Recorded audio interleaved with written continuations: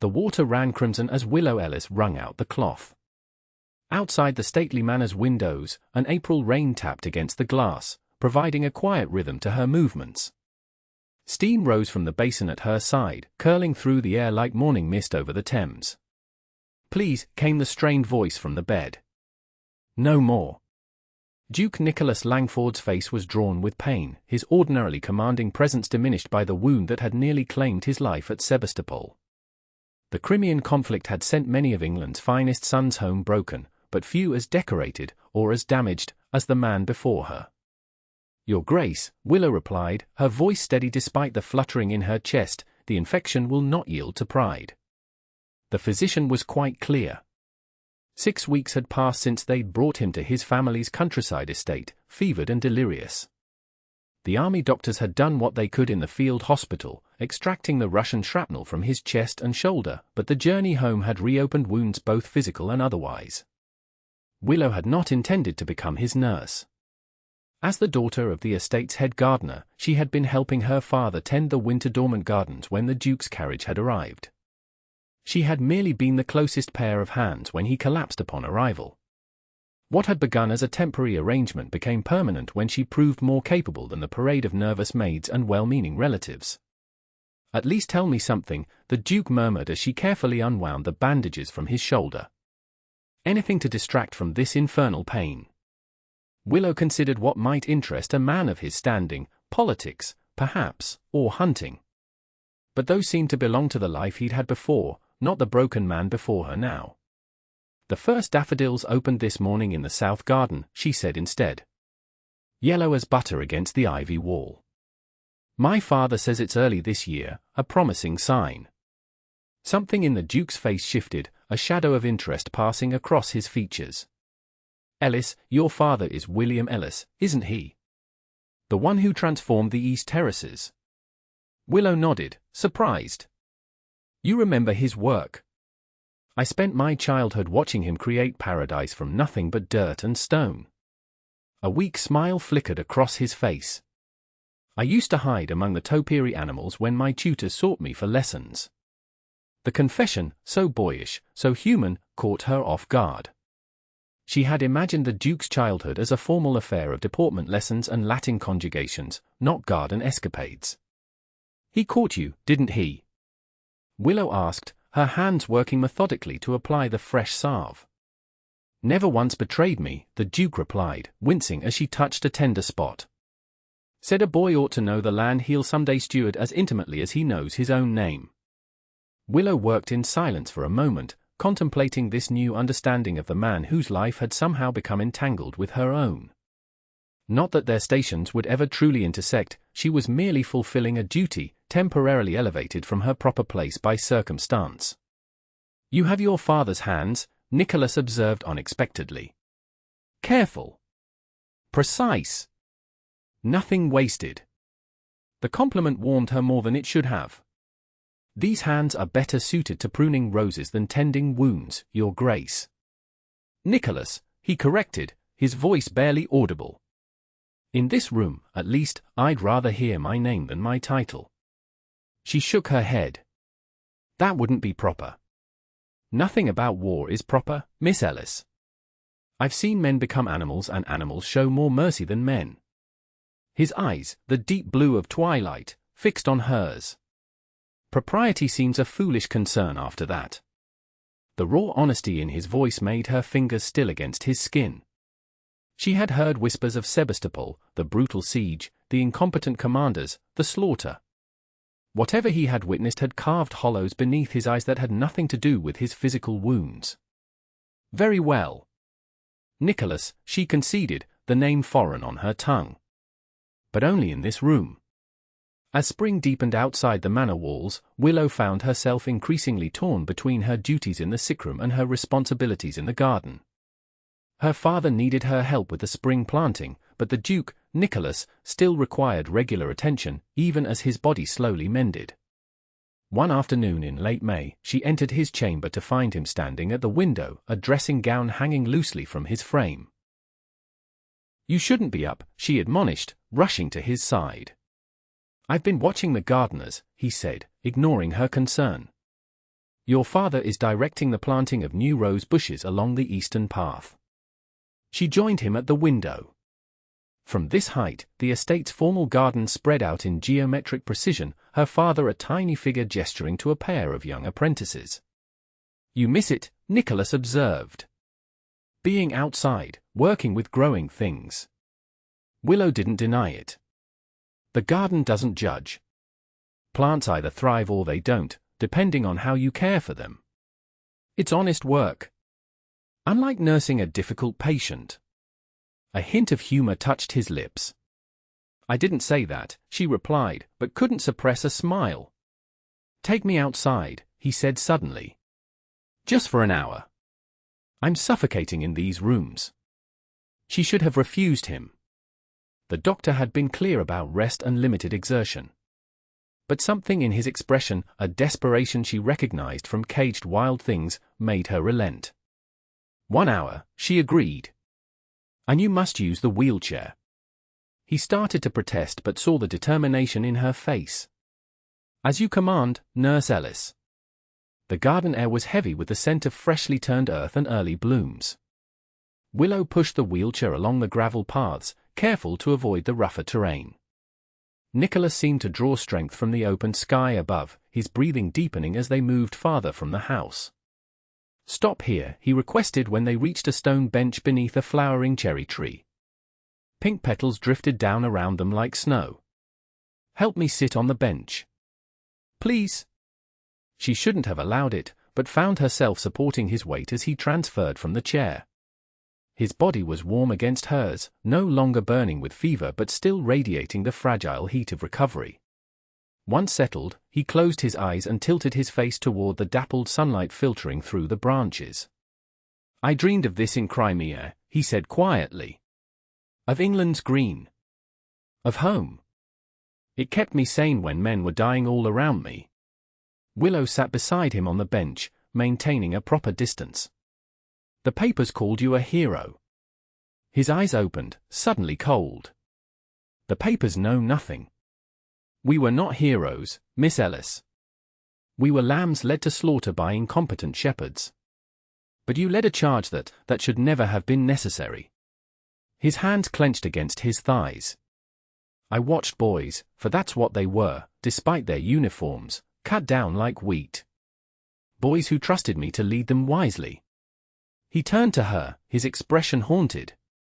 Do you know what it's like to hold a dying man who calls for his mother with his last breath? To know he follows your orders into oblivion? Willow could not answer. The gulf between their experiences stretched wider than she had imagined. Forgive me, he said after a moment. You've shown me nothing but kindness, and I repay you with the darkness I carry. Sometimes speaking darkness diminishes it, she offered. Like opening the curtains in a long-closed room. He studied her face, as if seeing her truly for the first time. You are not what I expected, Willow Ellis. It was the first time he had used her given name, and it sent an inappropriate thrill through her body. She stood abruptly. We should return to the house. The hour grows late.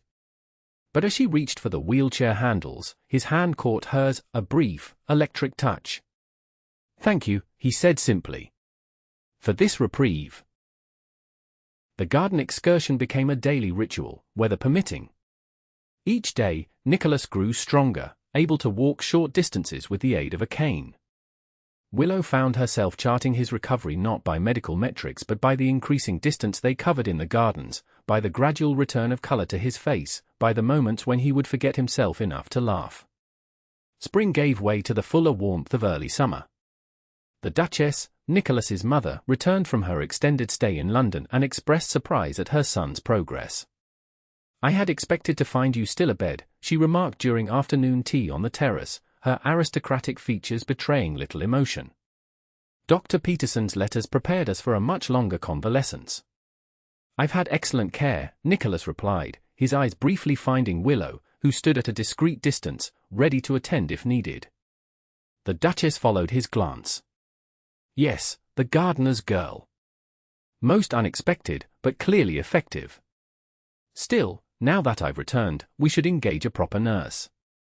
Someone with training and appropriate credentials. Willow felt her cheeks warm with embarrassment. She had always known this moment would come, when her temporary elevation would end and she would return to her proper place.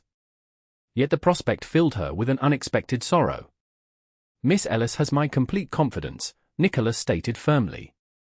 "Her care has been impeccable." "Darling, it's hardly appropriate, Mother," he interrupted, his tone leaving no room for argument. "I will not discuss this further." The Duchess pressed her lips together in disapproval but did not pursue the matter. Later that evening, however, Willow was summoned to the Duchess's private sitting room. The older woman did not invite her to sit. "You've done admirably with my son's care, Miss Ellis, and the family is grateful." "Thank you, Your Grace." "However," she continued, "you must recognize that your continued presence in his chambers invites speculation. Nicholas has always been impulsive in his attachments. His position requires discretion." Willow felt as if she'd been slapped. "I assure you, Your Grace, my relationship with the Duke is entirely professional." "Of course it is." The Duchess's smile didn't reach her eyes. "And it shall remain so. I've arranged for Nurse Patterson to arrive from London tomorrow. She comes highly recommended and has attended several members of the peerage during their illnesses." "I see." Willow's voice sounded distant to her own ears. "You may return to your regular duties in the garden. The household will provide a month's additional wages in appreciation for your service." There was nothing to do but curtsy and accept the dismissal. As Willow left the house, the night air cool against her heated face, she told herself that this outcome had always been inevitable. The wound lay in having forgotten, even momentarily, the unbridgeable distance between her station and his. She did not sleep that night. Instead, she sat by her cottage window, watching the moon trace its path across the sky, casting silver light over the estate gardens that had been her entire world until the Duke's return had shown her glimpses of another. The next morning, she went early to the manor to collect her few belongings from the small room adjacent to the Duke's chambers. She had hoped to leave before he woke, avoiding an awkward farewell, but as she gathered her shawl and personal effects, his voice came from the doorway. "You're leaving?" It wasn't a question. She turned to find him leaning on his cane, dressed but unshaven, his hair uncombed. "Nurse Patterson arrives today. The Duchess feels she will be better suited to complete your recovery." "And what do you feel?" he asked, stepping into the room. "My feelings are immaterial, Your Grace." She deliberately used his title, rebuilding the wall between them that had gradually eroded over their weeks together. "They are not immaterial to me."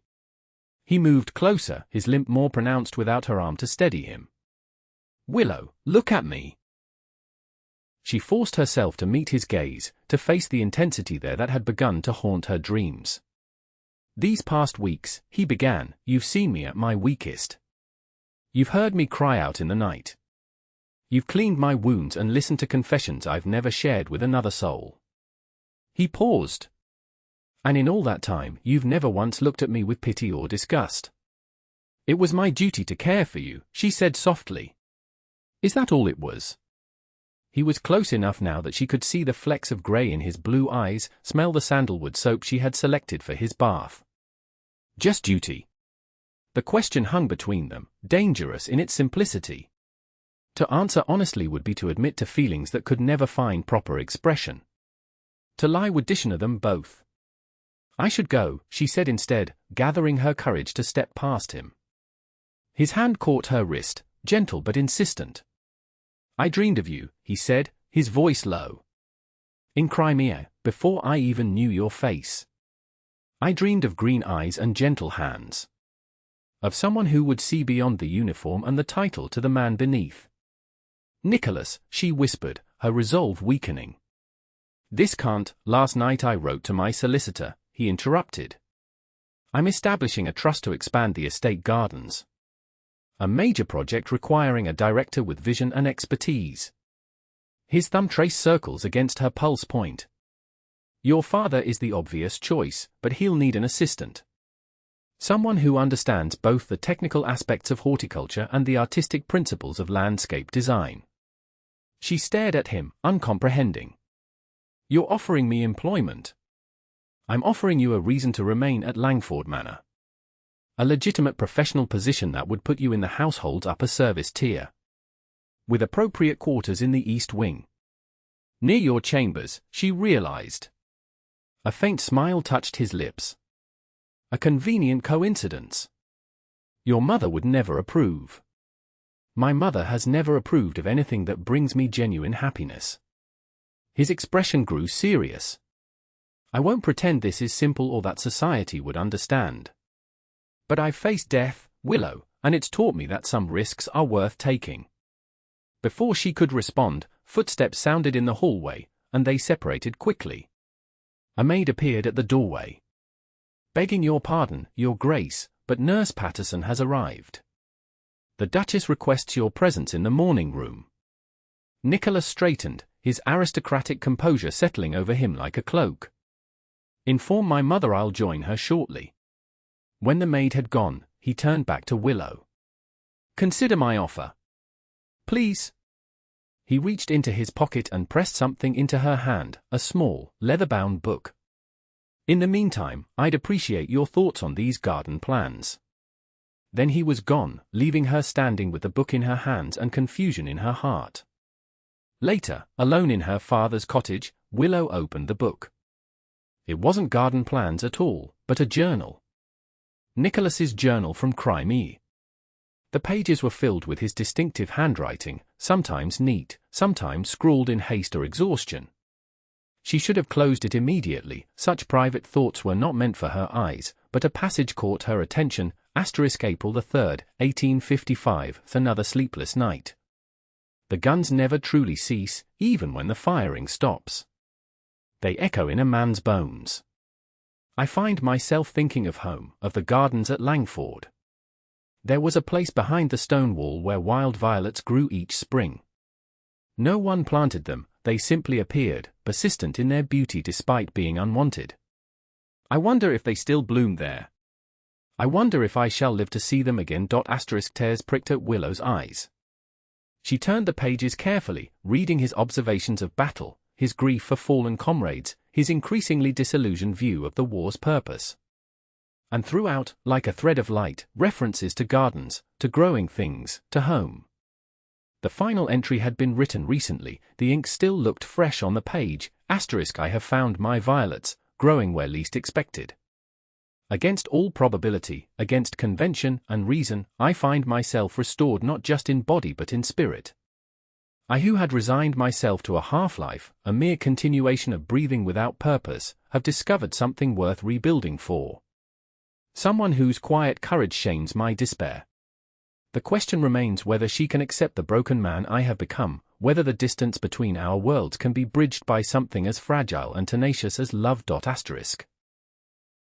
Willow closed the journal, her hands trembling. To read such words, to know they were meant for her, it overwhelmed her careful defenses. She had told herself that her feelings for Nicholas were merely the natural attachment of a caregiver, or perhaps a foolish girl's infatuation with a titled gentleman. But the truth was both simpler and more complex. The next morning, her decision made, she went to her father with the Duke's proposal for the garden expansion. William Ellis listened thoughtfully, his weathered face giving nothing away. When she had finished, he regarded his daughter with knowing eyes. And this position he's creating for you, that's all there is to it. Willow felt heat rise to her cheeks. Father! I've worked for the Langford family for 30 years, child. I've watched the young Duke grow from a curious boy into the man he is today. He reached across the table to take her hand. He's a good man at heart, despite the war's damage. But the world is unkind to those who step outside their prescribed places. I know the risks, she said quietly. Her father sighed. Your mother would say I'm failing in my duty to protect you. But she would also say that a life without love is a garden without flowers, technically functional but missing its purpose.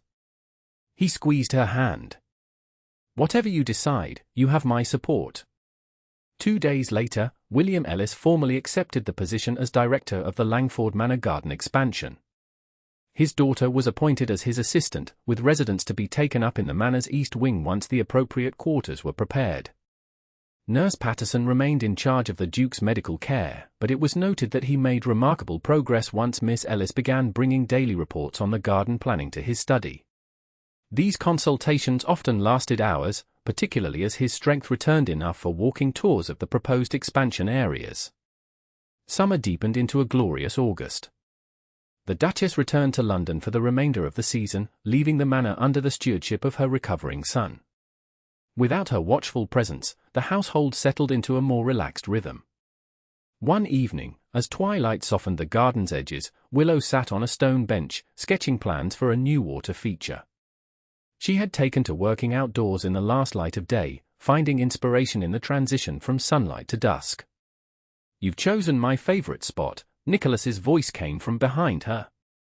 She looked up to find him approaching without his cane, the first time she had seen him walk unaided since his return. "Your limp is improving," she observed, making room for him on the bench. "Dr. Peterson says I may always have it to some degree." He sat beside her, closer than propriety would dictate but not close enough to cause scandal should anyone see them. "A reminder of Sebastopol, as if I needed one." "Not all reminders are unwelcome," she said. "Some help us measure how far we've come." He smiled at that, the expression transforming his face from handsome to something more vulnerable and real. "You have a gift for finding meaning in difficult things." They sat in comfortable silence for a moment, watching the first stars appear in the darkening sky. "I read your journal," Willow admitted finally. "I should apologize for the intrusion." "I gave it to you to read," he replied.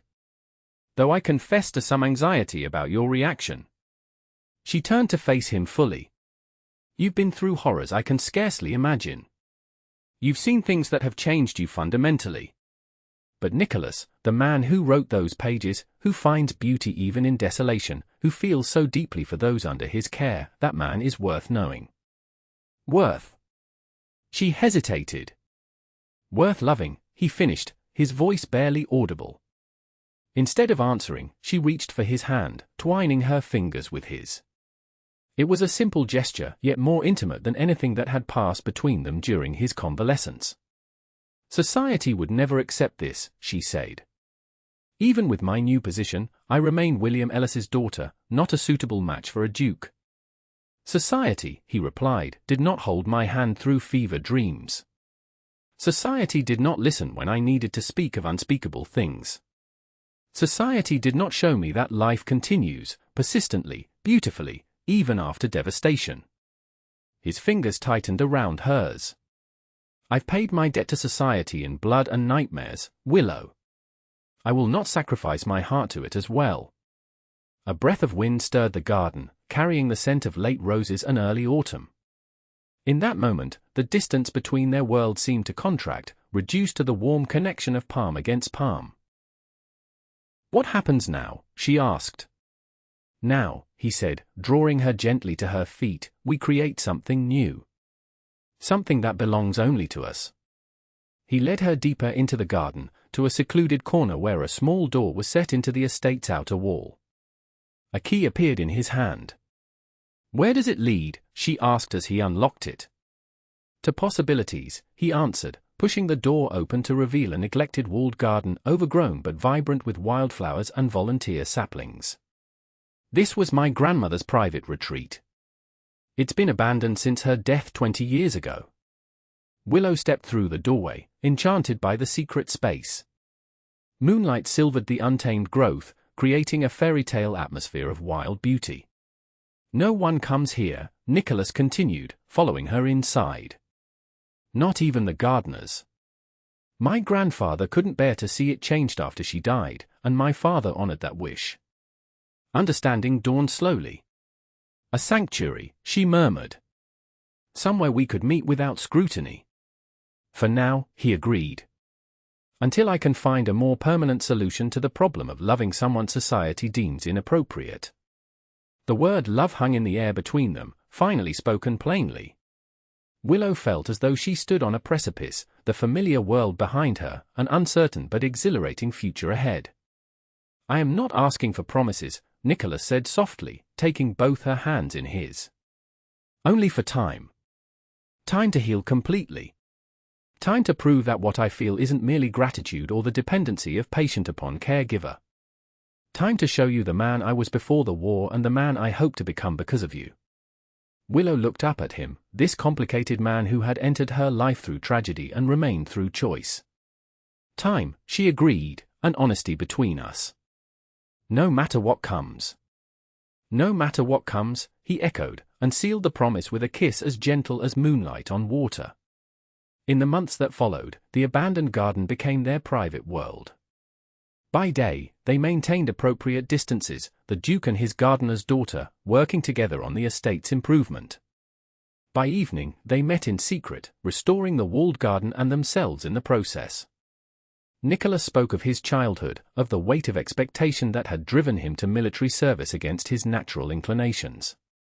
Willow shared her dreams of creating gardens that healed the spirit as well as fed the body, inspired by her mother's work as a village herbalist before her untimely death. Winter came, bringing snow that blanketed the estate in hushed white. The garden project continued indoors, with detailed plans and consultations that provided legitimate reason for their continued association. Nicholas's health improved steadily, though certain wounds, particularly those invisible to the eye, healed more slowly. On the anniversary of the battle that had nearly taken his life, Willow found him in the walled garden despite the bitter cold, standing bareheaded in the snow. "You'll catch your death," she chided gently, placing her own cloak around his shoulders. "I was thinking of them," he said. "The men who didn't return. Boys, most of them. Younger than you." She stood beside him, sharing his vigil. "What were their names?" He looked at her in surprise, then understanding.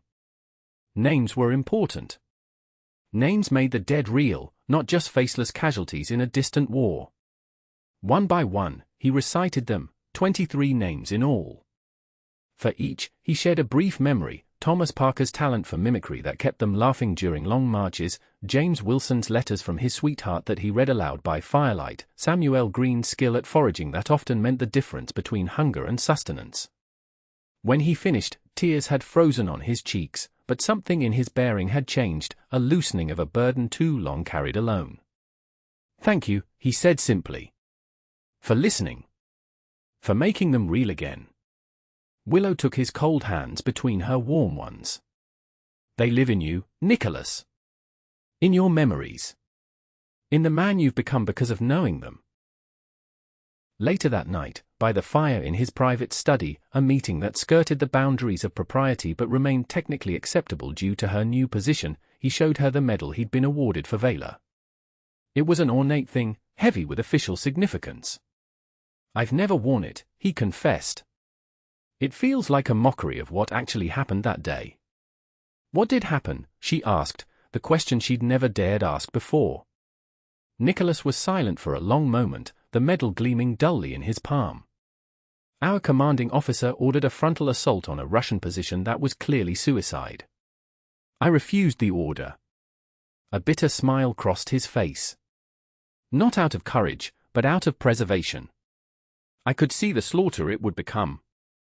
He set the medal aside, eyes fixed on the dancing flames. "We found another way, a flank approach through terrain considered impassable. It worked, but not without cost. Those 23 men, they followed me through hell because they trusted my judgment." His voice caught. "The medal says I saved 200 lives. It doesn't mention those I couldn't save." Willow moved from her chair to kneel beside his, propriety forgotten in the face of his pain. "You made an impossible choice in an impossible situation," she said. "And you carry those men with you still, in your heart. That's a kind of honor no medal can represent." He looked down at her, eyes bright with unshed tears. "How is it you always know what truth I need to hear?" "Perhaps because I see you clearly," she replied. "Not the Duke, not the war hero. Just Nicholas, with all your complexities and contradictions." He touched her cheek with reverent fingers. "I love you," he said, the words no longer tentative but stated as simple fact. Not in the way of poetry or fairy tales, but in the way of someone who has seen both the worst and best of what humans are capable of, and chooses to believe in the best because of you. "And I love you," she answered. Not because of your title or despite your wounds, but because of who you are beneath it all. Spring returned to Langford Manor, bringing with it the one-year anniversary of Nicholas's homecoming. The estate gardens had begun their transformation under the Ellis family's guidance, with new sections already drawing favourable attention from neighbouring landowners. The Duchess returned from London with plans for a grand dinner to celebrate her son's recovery and to introduce him to Lady Margaret Townsend, the eligible daughter of an earl who had expressed interest in a potential match. Nicholas received this news with outward calm but sought Willow in their garden sanctuary as soon as he could slip away. "She's determined to see me properly married by year's end," he said without preamble. Willow continued pruning the rosebush she'd been tending, her hand steady despite the pain in her heart. "It's what dukes do," she replied, striving for lightness. "They marry suitable ladies and continue ancient bloodlines." "Don't," he said sharply. "Don't pretend this is acceptable to either of us." She set down her shears and faced him. "What would you have me say, Nicholas? That I wish things were different? Of course I do. That I've dreaded this day? Every moment since I fell in love with you." He paced the garden path, agitation evident in every movement. The limp that had nearly disappeared returned when he was upset, a physical manifestation of emotional distress. "I've been corresponding with my cousin in America," he said abruptly. "Richard renounced his titles years ago and established himself in Boston. He's repeatedly offered me a partnership in his architectural firm." Willow stared at him, uncomprehending. "You would leave England? Your responsibilities? Your inheritance?" "I would leave a life predetermined before my birth for one I choose freely," he corrected. "With you, if you're willing." The audacity of the suggestion left her speechless. To abandon everything, his position, her family, the only home either of them had known, for an uncertain future across an ocean. "This isn't a decision to make in anger," she said finally. "It's not anger driving this, Willow. It's clarity." He took her soil-stained hands in his. "The war taught me that life is precarious and precious. This year with you has shown me what truly matters, not titles or estates, but connection. Purpose. Love. Your mother would never forgive you," she warned. "Probably not," he agreed. "But I would never forgive myself if I surrendered to convention without fighting for what matters most." She looked around the garden they had reclaimed together, at the new growth intermingling with the old, creating something neither entirely wild nor entirely cultivated, much like their relationship. "Ask me properly," she said, her decision made. Not in haste or rebellion, but with certainty. Understanding lit his eyes. He lowered himself to one knee despite the difficulty it still caused him, there among the blooming flowers and rich earth. "Willow Ellis, I am asking you to marry me. Not here, where such a union would always be shadowed by disapproval, but in a place where we can begin anew, as equals. Will you take that risk with me?" She touched his face, this man who had come to her broken and found wholeness in the most unexpected of places. "Yes," she answered. "I will." The preparations took time, arrangements made in secret, assets converted to forms that could travel, resignations drafted but not yet delivered. Through it all, they maintained their public personas, the Duke gradually resuming his official duties, the gardener's daughter excelling in her new position. The Duchess's dinner party arrived, with Lady Margaret and her family in attendance. Nicholas played his role perfectly, the attentive host showing every appearance of interest in the match his mother so clearly desired. Willow, serving in her official capacity overseeing the floral arrangements, kept her composure even when she overheard the Duchess telling Lady Townsend that the garden girl would be dismissed once the expansion was complete. After the guests had departed, Nicholas found her in their garden, sitting on the stone bench where they had first admitted their feelings. "It's done," he said, joining her. "The ship leaves from Liverpool in 2 weeks. Richard will meet us in Boston." He took her hand, pressing a small velvet pouch into it. "This was my grandmother's. Not a family heirloom, but her personal property, left specifically to me." Willow opened the pouch to find a simple gold band set with a single pearl surrounded by tiny emeralds. "It's beautiful," she breathed. She married for duty, not love, Nicholas explained. But this ring was given to her by a man she might have chosen in another life. She kept it hidden her entire marriage, a symbol of what might have been. He closed Willow's fingers around it. I want it to be a symbol of what will be for us. 2 days before their planned departure, as autumn painted the estate in russet and gold, disaster struck. The Duchess, reviewing estate accounts, discovered irregularities in Nicholas's financial movements. Confronted, he maintained that he was merely diversifying investments, but his mother's suspicion was aroused. That evening, a footman delivered a message to the Ellis cottage. The Duke requested William Ellis's immediate presence regarding urgent changes to the garden plans. Worried, Willow accompanied her father to the manor, only to find the Duchess waiting instead of Nicholas. I wondered how long it would take for you to show your true ambitions, the Duchess said coldly, holding up a letter, clearly intercepted, from Nicholas's cousin in Boston. Did you really believe you could entice my son away from his birthright? That he would abandon centuries of noble heritage for a gardener's daughter? Willow's father stepped forward protectively. Your Grace, I don't understand. Oh, I believe you don't, the Duchess interrupted. But your daughter understands perfectly. She's been cultivating more than roses during her time here. The door opened, and Nicholas entered, his face taut with controlled fury. That's enough, Mother. Is it? The Duchess turned on him. Have you any idea of the scandal this would cause? The disgrace to our family name. I'm well aware of the consequences, he replied evenly. I've had a lifetime to consider them. And yet you would throw everything away, your position, your responsibilities to this estate and its people, for some romantic folly. Nicholas moved to stand beside Willow, his shoulder touching hers in subtle solidarity. What I've found with Willow isn't folly. It's the most honest thing in my life. The Duchess laughed bitterly. Honesty?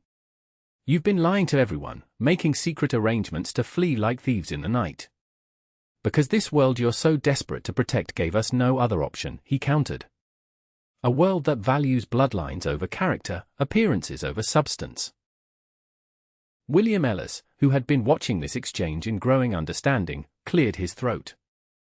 If I may speak, Your Grace. The Duchess waved a dismissive hand. What could you possibly contribute to this discussion? Perhaps perspective, he replied calmly.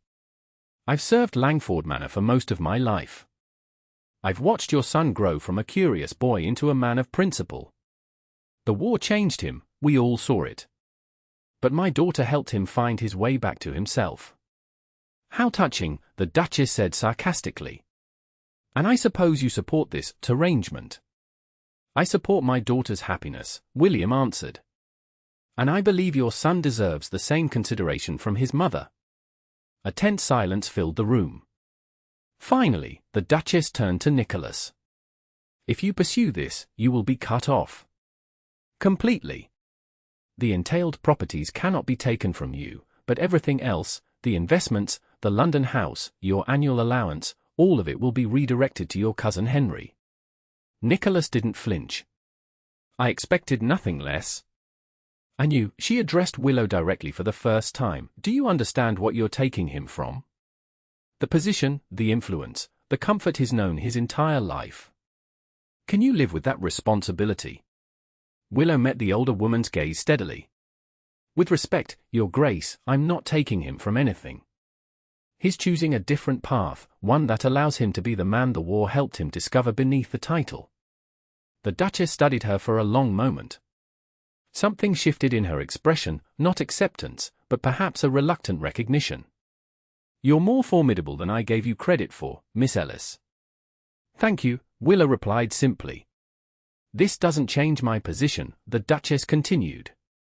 If you leave, Nicholas, there will be no returning. He nodded, unsurprised. I understand. But before you finalize that decision, there's something you should see. He led them all through the manor and out to the gardens, now softly lit by the rising moon. Without hesitation, he walked to the small door in the wall and unlocked it, revealing the once abandoned garden that he and Willow had secretly transformed. What had been overgrown wilderness a year ago was now a harmonious blend of cultivated beauty and natural growth. Moonlight illuminated winding paths, carefully tended flowers, and small seating areas created from repurposed stone. "Your mother's garden," the Duchess whispered, recognition dawning. "You've restored it." "Willow and I did, yes," Nicholas confirmed. "Over the past year, while I was healing." The Duchess moved slowly into the space, touching plants with tentative fingers. She loved this place more than any other on the estate. Said it was the only place she could truly be herself. "I know," Nicholas said quietly. "You told me that story when I was a boy. It's why I brought Willow here, because I, too, needed somewhere to be myself. Somewhere to heal not just my body but my spirit." The Duchess turned to look at them standing together in the garden's entrance, illuminated by moonlight. For the first time, she seemed to see them not as Duke and Gardener's daughter, but as two people bound by something genuine. "You truly love her," she said. It wasn't a question. "With everything I am," he answered.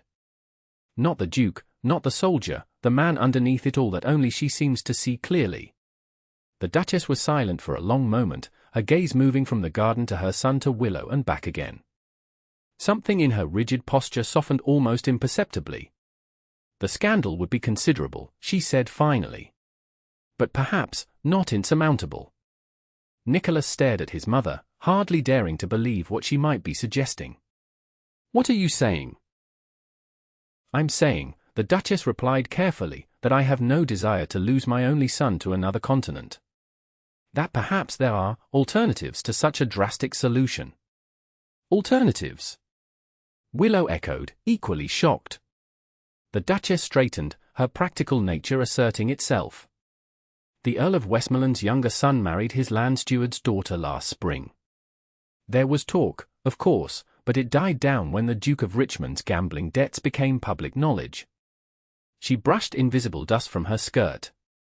"The difference in your situations is significant, but not without precedent. Especially given Miss Ellis's new position, which places her above common household staff." Hope, fragile but persistent, bloomed in Willow's heart. Nicholas reached for her hand, gripping it tightly. "You would support our marriage?" he asked his mother, disbelief evident in his voice.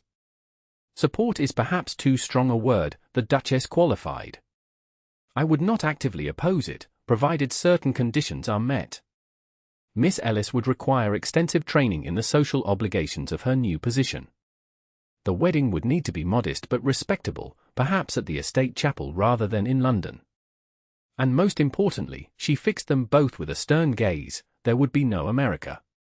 Your place is here, Nicholas, regardless of who stands beside you. Willow and Nicholas exchanged glances, years of shared hopes and plans passing between them in that look. Those terms are acceptable, Nicholas said finally. But I have one condition of my own. The Duchess raised an eyebrow. And that is? That you make a genuine effort to know Willow as the remarkable woman she is, not merely as William Ellis's daughter or your son's unconventional choice. A faint smile touched the older woman's lips. I believe I've already begun that process tonight. She nodded to Willow with newfound respect. Anyone who can inspire such devotion in my stubborn son is worth knowing better. The wedding took place the following spring in the Langford Manor Chapel, with cherry blossoms drifting like snow across the estate gardens. Society gossip flared briefly but found more interesting targets when a countess eloped with her music teacher the same month. Nicholas's wounds had healed as much as they ever would, the limp remained, as did occasional nightmares of Sebastopol. But Willow had learned that healing rarely means returning to what was before, sometimes it means creating something entirely new from what remains. On their wedding night, as they stood in the garden where their love had first taken root, Nicholas took her hands in his. Do you remember what you said when you first began changing my bandages? He asked. That the infection would not yield to pride. She nodded, smiling at the memory of her own boldness. My heart was the most deeply infected, he continued. Not just by war, but by the weight of expectations I'd carried my entire life. You treated that wound with the same care you showed my physical injuries, with patience, with honesty, with a recognition that healing isn't always comfortable. Willow touched the scar that ran across his chest, visible above his loosened collar. "We both have scars," she said. "Some visible, some not. They're part of our story now." He covered her hand with his own, holding it against his heartbeat. "The difference is, I no longer fear what lies beneath them."